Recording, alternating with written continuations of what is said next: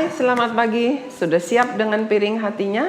Kita mau menikmati sarapan sorgawi. Kalau kemarin hari Rabu spesial, ya. Hari Kamis kita kembali lagi bertemu dengan saya di program Sarapan Sorgawi. Mari sama-sama kita naikkan pujian. Selamat pagi Bapa.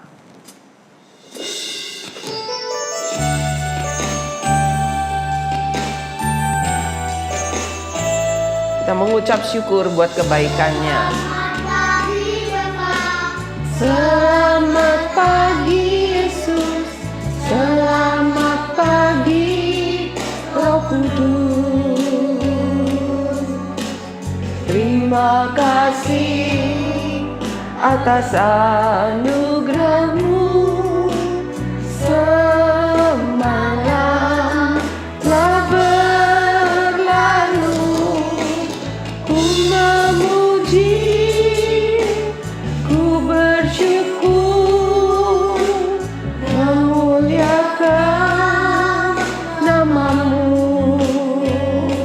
Kami mengucap syukur ya Tuhan, buat pagi yang Tuhan berikan, buat hidup yang Tuhan berikan, buat segala kebaikan yang selalu hadir di dalam hidup kami.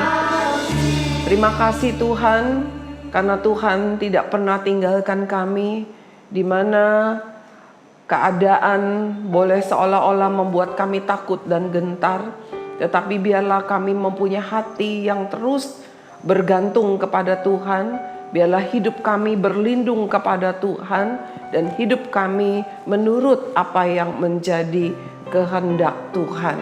Bapa, kami sudah siapkan piring hati kami ingin menikmatinya. Kami mau Engkau kenyangkan kami. Di dalam nama Tuhan Yesus. Amin. Tuhan Yesus sangat luar biasa. Tuhan Yesus sangat dahsyat. Tuhan Yesus sangat hebat.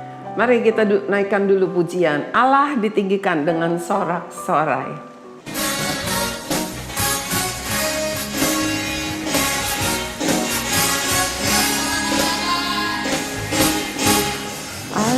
Ditinggikan dengan sorak-sorai, Allah ditinggikan dengan sangkakala. Allah ditinggikan dengan sorak-sorai, bersoraklah bagi Tuhan, bersoraklah bagi Tuhan. Allah ditinggikan dengan sorak-sorai, Allah ditinggikan dengan sangkakala. Allah ditinggikan dengan sorak-sorai, bersoraklah bagi Tuhan, bersoraklah bagi Tuhan, berbunyi puji Tuhan. Biarlah kita mau selalu meninggikan Tuhan dalam hidup kita dengan sorak-sorai, ya. Saya seringkali ketika melayani di ibadah-ibadah remaja, kaum muda, atau pra-remaja, ya, dengan nama yang berbeda-beda di tiap-tiap gereja, ya, nama-nama kelasnya. Seringkali sulit sekali untuk mengajak puji-pujian, ya. Kebanyakan tepuk tangan. Tapi tepuk tangannya nggak semangat, lalu mulutnya rapet, cuman liatin aja temannya yang melayani, yang memimpin pujian di depan, begitu, ya. Tetapi nanti setelah selesai ibadah, waduh itu rame, bisa suaranya kencang banget itu kalau lagi bicara dengan teman. Nah Tuhan mau kalau kita belajar untuk terbiasa meninggikan Tuhan dengan sorak-sorai, sebab firman Tuhan berkata demikian. Dengan sorak-sorai, jangan kalau memuji Tuhan malas. Padahal firman Tuhan bilang begini, Allah itu ada di sorga tempat yang tinggi, tetapi dia bersemayam di atas puji-pujian. Artinya apa? Dia senang sekali kalau ada puji-pujian. Anak-anak yang Tuhan sayang, kita mau dengarkan firman Tuhan hari ini, ya, di dalam Kisah Rasul pasal 12 ayat yang ke-21 dan 23. Kita mau baca dalam Kisah Rasul pasal yang ke-12 ayat ke-21 dan 23. Ini adalah kisah tentang Herodes, Raja Herodes ya. Sebenarnya Herodes itu gelar raja ya. Seperti Firaun ya. Jadi tapi di Alkitab hanya ditulis Herodes, namanya tidak disebut. Di dalam perikop ini, waktu itu dicatat oleh para rasul bahwa Herodes saat itu sedang marah.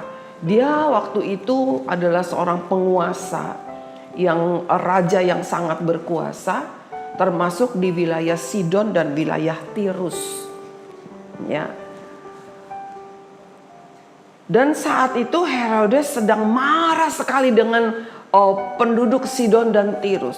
Dan tentu saja penduduk daerah situ menjadi takut ya, karena Herodes seorang raja yang sangat berkuasa. Ya, kenapa Herodes sampai begitu berani marah dan berkuasa? Ya. Karena dia pikir dia hebat. Ya, kita mau baca nih ya.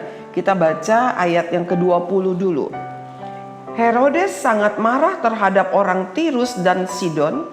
Atas persetujuan bersama mereka pergi menghadap dia. Jadi orang Sidon dengan orang Tirus, para perwakilannya pergi menghadap kepada Herodes. Ya, mereka berhasil memujuk Blastus, pegawai istana raja. Jadi kan nggak gampang nih untuk ketemu dengan raja, dengan Herodes, apalagi lagi marah. Jadi orang Sidon dan orang Tirus membujuk Blastus, ya ini nama orang-orang Roma seperti itu, Blastus untuk apa? Supaya mereka bisa bertemu dengan Herodes, bisa dapat pengampunan gitu, supaya Herodes jangan marah lagi, ya, supaya Blastus ini bisa berpihak kepada mereka. Lalu mereka memohonkan perdamaian. Kenapa sih mereka sampai begitu takut kepada Herodes? Karena katanya negeri Sidon dan negeri Tirus ini beroleh bahan makanan dari wilayah Herodes. Ya, sebab itu mereka menjadi takut. Kenapa? Kalau Herodes marah nanti mereka bisa tidak mendapat bahan makanan. Sebab itulah Herodes menjadi sombong, ya. Dia menjadi apa? Menjadi merasa paling berkuasa. Kalau kita baca Kisah Rasul pasal 12 ya, dari ayat yang pertama, ini mencatat bagaimana tindak tanduk perlakuan Herodes kepada umat Kristen, kepada orang-orang yang percaya kepada Kristus.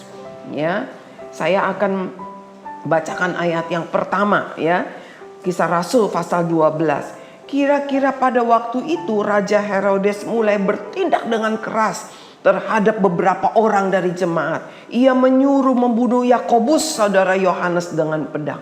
Murid Yesus yang bernama Yakobus dibunuh, mati bukan karena melakukan hal yang jahat, tetapi karena dia pengikut Kristus. Dan Herodes menjadi marah sekali. Herodes di sini bukan Herodes masanya Tuhan Yesus lahir, bukan. Ya, ingat sekali lagi, Herodes itu adalah gelar panggilan seorang raja, baginda gitu ya. Seperti itu, ini Herodes ya. Kemudian ayat yang ketiga, ketika Herodes melihat bahwa hal itu menyenangkan hati orang Yahudi yang benci sekali kepada orang Kristen, ya pengikut Yesus Kristus, senang waktu murid Yesus dibunuh. Nah, Herodes lihat itu. Sebab itu ya, ia melanjutkan perbuatannya dan menyuruh menahan Petrus. Pada waktu itu hari raya roti tidak beragi. Ayat yang keempat, setelah Petrus ditangkap Herodes menyuruh memenjarakannya di bawah penjagaan 4 regu, masing-masing terdiri dari 4 prajurit. Maksudnya ialah ya, jadi kenapa sih Petrus ditangkap? Maksudnya Herodes supaya sehabis Paskah ia akan menghadapkannya ke depan orang banyak. Jadi si Petrus ini ditangkap, dia akan serahkan kepada orang banyak, kepada orang Yahudi. Ya pasti tujuannya supaya dibunuh. Ya, supaya orang Yahudi senang sekali. Anak-anak yang Tuhan sayang, Herodes menjadi lupa kalau hidupnya dari Tuhan. Herodes menjadi lupa kalau di atas dia ada yang lebih berkuasa. Dia sangat-sangat tidak menghormati Tuhan. Dia tidak meninggikan Tuhan. Ya, dia sombong.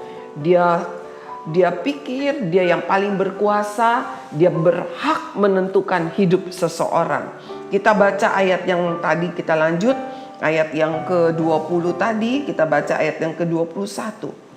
Pada suatu hari, Kisah Rasul 12 ayat ke-21 dan 23. Dan pada suatu hari yang ditentukan, Herodes mengenakan pakaian kerajaan, lalu duduk di atas takhta dan berpidato kepada mereka.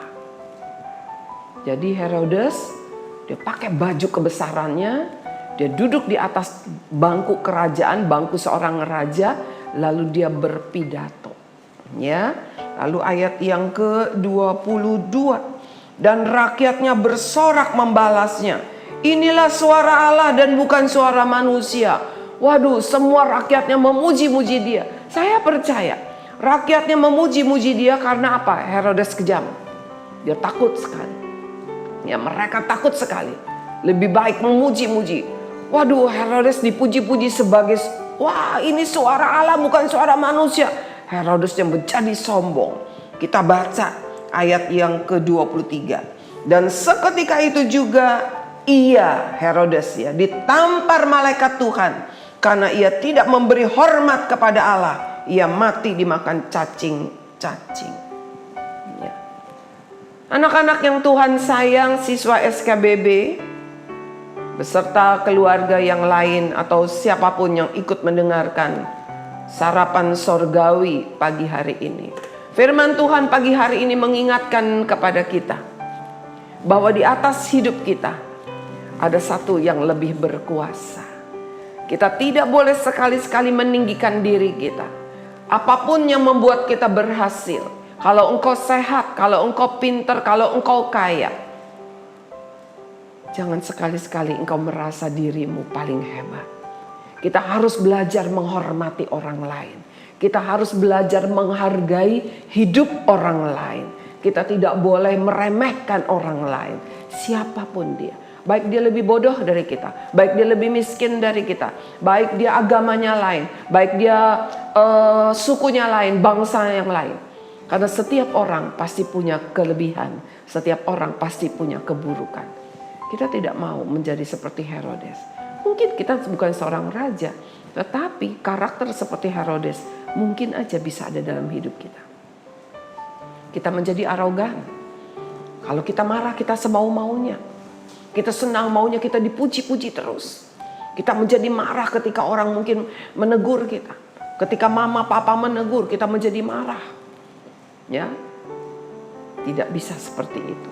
Tuhan paling tidak suka dengan kesombongan. Kita lihat. Ketika rakyat sedang memuji-muji, Herodes ditampar oleh malaikat. Mati seketika, katanya cacing-cacing. Saya nggak ngerti bagaimana ya. Apakah itu ada cacing jalan gitu? Kayaknya nggak mungkin ya. Mungkin ketika diteliti ternyata dia punya penyakit ya. Mungkin cacingan, saya nggak tahu juga deh. Ya. Tetapi yang pasti adalah bahwa dia dihukum oleh Tuhan karena sombong. Apakah saat ini ada orang-orang seperti Herodes? Ada. Ya, saya sedikit sampaikan. Ada seorang penyanyi yang terkenal di masa-masa tahun 70-an begitu. Ya, The Beatles. Penyanyinya adalah John Lennon. Saya tidak mengarang cerita. Kalian bisa cari di YouTube. Nanti Mr. Yonas akan cantumkan linknya. Ya, nanti kalian bisa lihat di kolom keterangan. Di kolom keterangan setiap itu pasti kan ada keterangannya ya. John Lennon saking terkenalnya irama rock and roll ya. Saya ingat lagunya misalnya Mother ya, You Had Me katanya ya, seperti itu ya. John Lennon saking terkenalnya, satu hari dia diwawancara, dia bilang begini. Dia bilang The Beatles tidak akan pernah padam. Artinya akan tenar terus sepanjang masa. Bahkan ketenarannya mengalahkan Yesus Kristus. Kalian tahu, tidak lama setelah itu, ketika John Lennon sedang berdiri di depan rumahnya, dia ditembak oleh seorang penggemarnya. Saya nggak ngerti juga. Penggemarnya justru menembak dan dia mati di saat itu. Kita tidak boleh meninggikan diri di atas Tuhan. Ya, mungkin engkau tidak percaya kepada Tuhan Yesus, tapi tetap engkau tidak boleh saya lebih hebat dari Tuhan. Tidak ada Tuhan, mana Tuhan? Sebab Tuhan akan menjadi marah. Ada lagi, banyak kisahnya. Ada seorang artis terkenal ya, di Amerika. Sangat terkenal, cantik. Itu tahun 50-an. Ya, kalian nanti bisa lihat di YouTube-nya. Lalu ada seorang hamba Tuhan yang bernama Billy Graham. Billy Graham itu baru meninggal mungkin tahun lalu apa 2 tahun yang lalu, saya lupa ya. Di usia tua dia meninggal. Billy Graham disuruh Tuhan untuk menemui artis cantik itu. Nah, untuk ketemu dengan seorang artis cantik tentu tidak gampang. Tidak seperti ke rumah tetangga. Dia harus minta izin dulu. Tetapi artis ini menolak. Dia bilang, saya tidak perlu Tuhan. Billy Graham pulang. Tetapi seminggu kemudian artis ini ditemukan meninggal dunia. Ada yang bilang dia dibunuh, ada yang bilang dia mati bunuh diri. Anak-anak yang Tuhan sayang, Tuhan tahu hidup kita. Tuhan tahu bagaimana iblis selalu ingin merebut hidup kita. Oleh sebab itu dia selalu mengirimkan kabar baik. Supaya apa? Supaya kita hidup di dalam Kristus. Sehingga iblis tidak dapat merebut hidup kita. Tuhan tahu bagaimana iblis ingin supaya John Lennon menjadi sombong. Artis ini menjadi sombong. Sehingga hidupnya bisa direbut oleh si iblis. Tetapi Tuhan tetap baik. Dia ingin supaya tidak tertipu, dikirimkan kabar-kabar baik. Ada banyak hamba-hamba Tuhan, ada banyak berita-berita firman Tuhan, berita Injil terdengar di mana-mana di seluruh dunia. Tetapi ada banyak orang yang menolak. Kita tidak mau seperti itu. Ada satu lagi kesaksian. Ada seorang gadis remaja. Gadis remaja ini senang sekali untuk pergi pesta pora begitu. Ya, ini anak Amerika juga. Satu hari dia mau pergi, malam dia mau pergi ke klub begitu. Ya, pergi dansa-dansi pesta begitu. Lalu mamanya menasihati dia, jangan pergi, ya, jangan pergi begitu. Tapi dia tetap pergi. Lalu mamanya bilang, ya biar Tuhan menyertai kamu. Anak gadis ini ketawa. Dia bilang, aduh udah gak ada tempat di mobil, udah penuh. Kalau Yesus Tuhan mau mengikut, biar dia ada di bagasi aja, masih ada tempat katanya. Kurang ajar banget ya. Seperti itu. Setelah mereka pergi, belum mereka sampai di tujuan, satu mobil itu mengalami kecelakaan, ya, kecelakaan yang sangat hebat. Semua penumpangnya meninggal, tidak ada yang hidup. Tetapi ajaib sekali, ya, ajaib sekali. Bagian bagasi mobil itu tidak mengalami kerusakan sedikit pun, dan di dalamnya ada Alkitab. Alkitab itu pun tidak terbakar. Bukankah tadi anak gadis itu bilang, kalau memang Yesus mau ikut juga, biar di bagasi aja, karena di dalam mobil sudah penuh semua. Jangan main-main dengan Tuhan, ya. Sebab Yesus Kristus sudah terbukti dia adalah Tuhan yang hidup. Jangan ngomong sembarangan. Hatimu jangan meninggikan diri terhadap Tuhan. Mari kita mau hidup meninggikan Tuhan, bukan meninggikan diri kita. Kita akan naikkan pujian. Saat ku masuk ke hadirat, kita mau datang kepada dia dengan penuh kerendahan hati. Kalau kita pernah sempat sombong, kita berkata, aku tidak butuh Tuhan. Tuhan tidak ada. Tuhan itu pembohong. Mari kita minta ampun.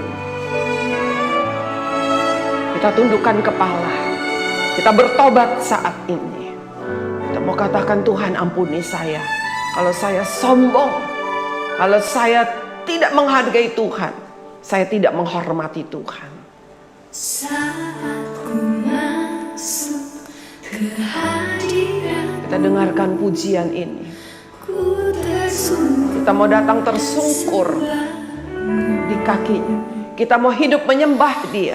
bersembah Kita mau memberikan, korban syukur selalu hidup yang mengucap syukur kepadanya. Karena dengan mengucap syukur kita mengakui bahwa hidup kita dari Tuhan, bahwa hidup kita karena kebaikan Tuhan. Kalau kita hanya bersungut-sungut, kita ngomel, kita menyalahkan Tuhan, kita katakan Tuhan tidak adil, kita katakan Tuhan tidak baik dalam hidup saya, Tuhan tidak memperdulikan saya. Mari katakan, Tuhan ampuni saya. Saya mau bersyukur sebab saya tahu Tuhan tidak pernah tinggalkan saya. Meskipun saya susah, Tuhan Yesus baik selamanya. Bukan hanya kemarin, bukan hanya sampai hari ini, bahkan sampai dunia ini lenyap, kebaikannya tidak pernah lenyap. Yesus Tuhan, ampuni kami kalau kami seringkali berkata-kata di dalam kesombongan. Kami sombong terhadap orang lain, kami meremehkan orang lain, kami sombong terhadap Tuhan. Ampuni kami ya Tuhan. Sesungguhnya hidup kami daripada Tuhan, keberhasilan kami dari Tuhan, kepandaian kami dari Tuhan, kesehatan kami dari Tuhan, bahkan nafas hidup kami dari Tuhan. Ampuni kalau kami sombong, ampuni kalau kami hidup dan kami merasakan kami tidak perlu Tuhan. Kami malas berdoa, bahkan ibadah di rumah pun kami malas mengikutinya. Kami ogah-ogahan mengikutinya. Ampuni kami ya Tuhan. Kami butuh Tuhan. Kami perlu Tuhan. Saat ini hati kami tersungkur di kaki Tuhan. Biarlah Tuhan pengampunan-Mu terjadi, agar kami boleh hidup meninggikan Tuhan. Roh Kudus pimpin kami. Bicara di hati kami. Kalau kami mulai sombong, kalau kami mulai meremehkan orang lain, kalau kami mulai meremehkan Tuhan. Terima kasih Tuhan untuk firman-Mu pagi hari ini, yang menegur kami, yang mengingatkan kami. Kami mau belajar, bahkan kami mau selalu hidup dengan kerendahan hati di hadapan Tuhan. Dalam nama Tuhan Yesus kami berdoa. Amin. Tuhan Yesus begitu baik. Hidup dengan kerendahan hati. Tuhan memberkati, sampai bertemu esok.